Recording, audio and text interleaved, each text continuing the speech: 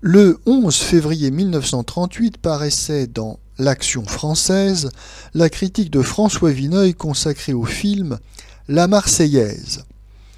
Texte intégral.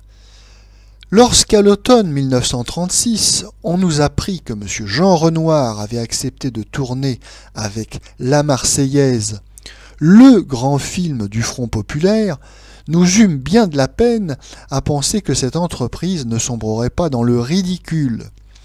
Une démagogie insensée entourait le projet.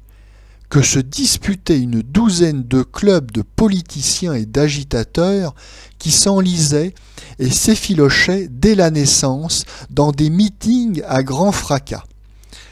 Après 6 mois de travaux, point d'exclamation, on nous avouait sur une estrade que le scénario n'était même pas esquissé, faute de s'entendre sur ses plus grandes lignes. Des passes d'armes d'un burlesque inouï opposaient publiquement le camarade Henri Janson, taxé depuis de néofascisme, tenant bon pour la Marseillaise tricolore, la patrie en danger, Valmy, les petits tambours, et d'absurdes et lugubres énergumènes comme Marceau Pivert, qui ne voulait entendre que la Carmagnole n'aspirait qu'à une restitution exacte de la lanterne et de l'échafaud. La Marseillaise, après un long et laborieux accouchement, vient enfin de voir le jour dans un gala retentissant de l'Olympia. Elle nous rappelle ce que l'on était bien tenté d'oublier parmi tant de sottises et d'infamies, que M. Jean Renoir est un véritable artiste, en même temps que le plus dangereux des partisans.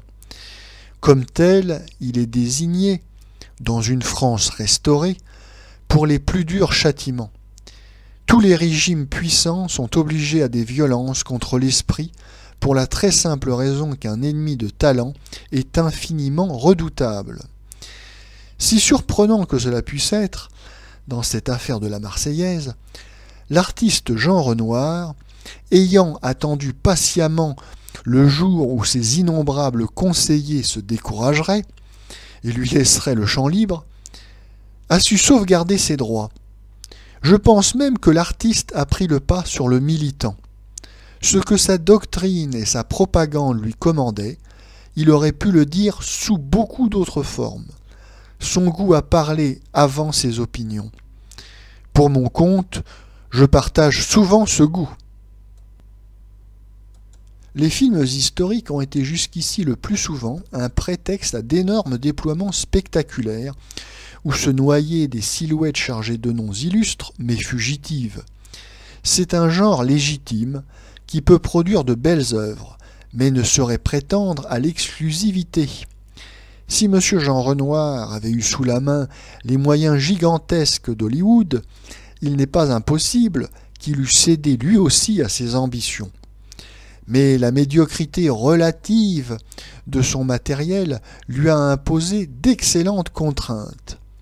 Il a su les accepter, aidé par d'excellents comédiens, son frère Pierre Renoir, qui sauve le personnage point toujours plausible de Louis XVI, messieurs Andrex, Dulac, Ardisson, par des figurants convaincus, surtout quand ils représentent le peuple. À l'histoire panoramique et tumultueuse, selon Michelet, et si l'on veut aux ganses de Napoléon, M. Renoir oppose la méthode de Stendhal dans le récit de Waterloo. Il entend se confondre avec de modestes témoins, voir par leurs yeux un immense événement. Il se limite encore dans le temps. Il sait l'ennui des schémas trop vastes qui finissent par réduire tout un acte d'un drame trop complexe à une date sur un carré de toile blanche, à un défilé de portraits qui demeure fatalement conventionnel et superficiel. Son film se contente de suivre un bataillon de volontaires marseillais depuis le prologue de 1789 jusqu'à la journée du 10 août 1792. En renonçant par avance à tous les développements faciles, M. Renoir s'attaquait à une très délicate besogne. Il fallait pour y réussir de la sensibilité, de l'intelligence, de la vigueur. Rien de tout cela ne fait défaut à l'auteur de La Grande Illusion. non plus que la connaissance des décors et des détails véridiques. Les Américains, qui ont perpétré tant de chromos révolutionnaires, resteront certainement pantois devant ces images où les moindres pierres, les moindres moulures d'une boiserie paraissent authentiques. Cette exactitude accroît puissamment la force d'évocation de tous ces petits tableaux, qui sont loin d'avoir la souplesse cinématographique de La Grande Illusion, mais nous proposent à chaque instant de brèves échappées sur la tragédie. La Révolution, en somme, telle que la plupart d'entre nous l'auraient vécue. Un des meilleurs exemples du style de M. Renoir, ce sont sans doute les 3 seules et rapides apparitions qui fait la Marseillaise. Nous l'entendons d'abord à travers la porte d'un bureau marseillais où les volontaires viennent s'enrôler. À côté, les Montpelliérains banquettent en épelant le chant que des colporteurs ont ramené de Strasbourg. Les Marseillais tendent un peu l'oreille, sans interrompre cependant leur défilé et leurs propos. Un peu plus loin, ils vont partir pour Paris. Ils achèvent de s'équiper et de se ranger sous les arbres. Les femmes pleurent, d'autres sont à genoux et se signent. Un baryton du cru, avec l'emphase naïve qui se doit, et qui traduit pour lui le pathétique de cet instant, entonne un couplet du chant nouveau, et c'est peut-être le fragment le plus émouvant de tout le film. Enfin, quand les Marseillais débouchent sur la place de la Bastille, ils poussent à pleine voix le chant que maintenant ils savent tous, mais que la clameur enthousiaste de la foule couvre bientôt.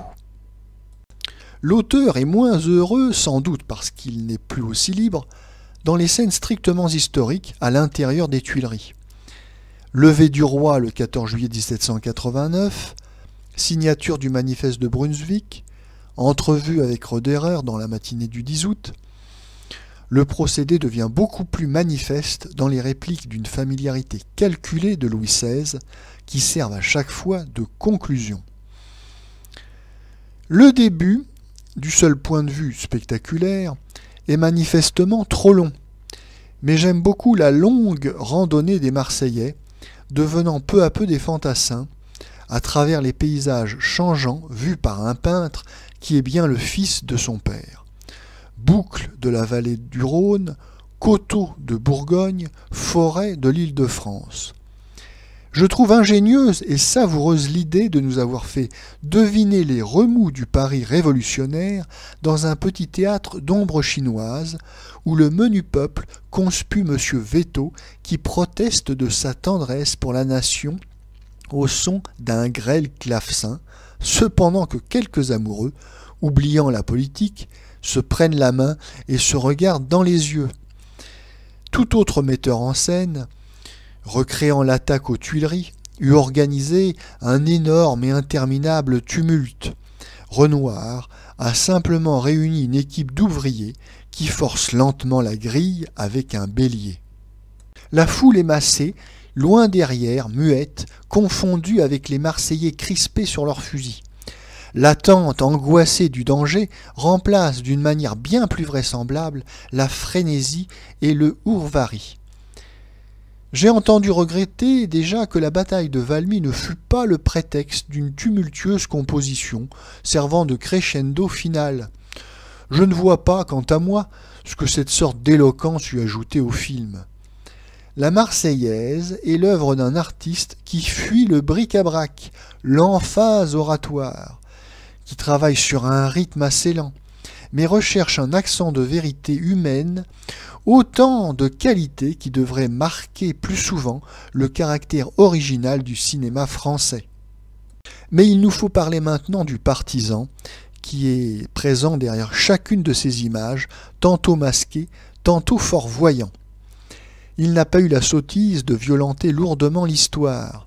S'il ment volontairement, ce sera sur quelques points secondaires. Il retourne par exemple la situation dans la bagarre des Champs-Élysées, qui fut le fait des Marseillais. Ces péchés sont surtout d'omission. Dans l'ensemble, les traits qu'il rapporte sont à peu près conformes à ce que nous en savons. Le travail de M. Renoir est plus souterrain et plus subtil. Si l'on jette un regard d'ensemble sur son scénario, on s'étonne de le trouver aussi modéré.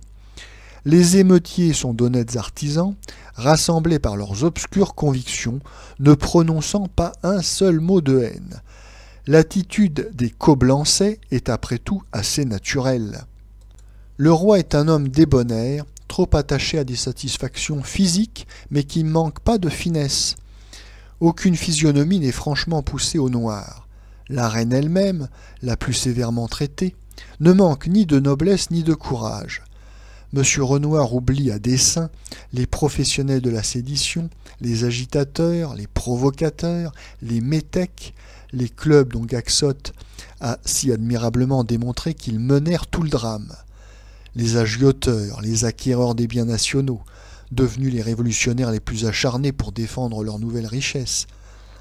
Les crimes perpétrés dès le premier jour par la populace, les têtes coupées au bout des pics, les cadavres dépecés par des garçons de boucherie, de l'épouvantable massacre des Suisses, du sac ignoble des Tuileries, ils ne nous montrent qu'un trait. Un sans-culotte vertueusement fusillé avec l'étiquette « pillard » dans le dos. Si l'on devait tirer une conclusion, ce serait en somme celle-ci. La Révolution fut un malentendu inscrit dans le destin du peuple français, dressant les uns contre les autres les plus braves bougres du monde.